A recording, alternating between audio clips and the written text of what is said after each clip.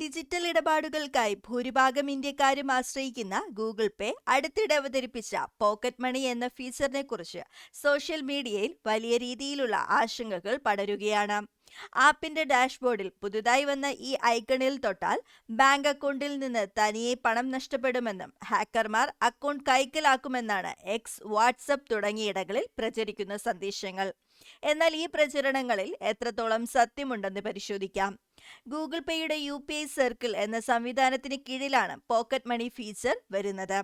സ്വന്തമായി bank account ഇല്ലാത്ത കുട്ടികൾക്കോ കുടുംബാംഗങ്ങൾക്കോ മറ്റൊരാളുടെ അക്കൗണ്ട് വഴി പണമിടപാടുകൾ നടത്താൻ സഹായിക്കുന്ന ഒരു സേവനമാണിത്. ഉദാഹരണത്തിന്, വീട്ടിലെ മുതിർന്നവർക്ക് തങ്ങളുടെ ബാങ്ക് അക്കൗണ്ട് ഉപയോഗിച്ച് കുട്ടികൾക്ക് നിശ്ചിത തുക പോക്കറ്റ് മണിയായി അനുവദിക്കാൻ ഈ ഫീച്ചറിലൂടെ സാധിക്കും.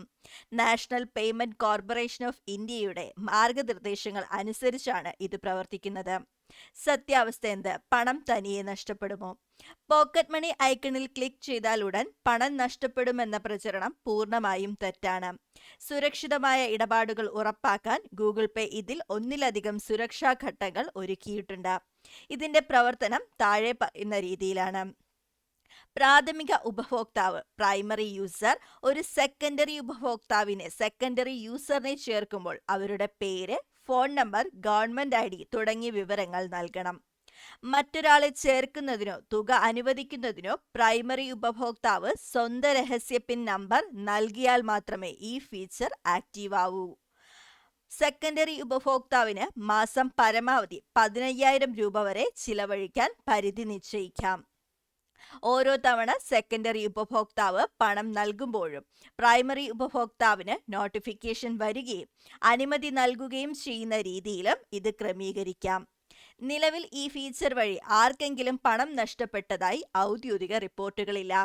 അപരിചിതരായ ആരെയും നിങ്ങളുടെ UPI സർക്കിളിൽ ഉൾപ്പെടുത്താതിരുന്നാൽ ഈ ഫീച്ചർ സുരക്ഷിതമാണ്. സോഷ്യൽ മീഡിയയിൽ കാണുന്ന എല്ലാ വാർത്തകളും വിശ്വസിക്കുന്നതിനു മുമ്പ് അവയുടെ സത്യാവസ്ഥ പരിശോധിക്കുക. ഗൂഗിൾ പേ പോലുള്ള അംഗീകൃത ആപ്പുകൾ പണം തനിയെ ഡെബിറ്റ് ആകുന്ന തരത്തിലുള്ള സുരക്ഷാ വീഴ്ചകൾ സാധാരണയായി വരുത്താറില്ല.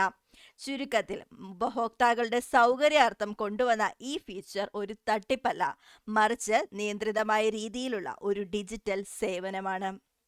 ഇതുപോലുള്ള ഇൻഫർമേഷൻസിനായി ചാനൽ സബ്സ്ക്രൈബ് ചെയ്യുക.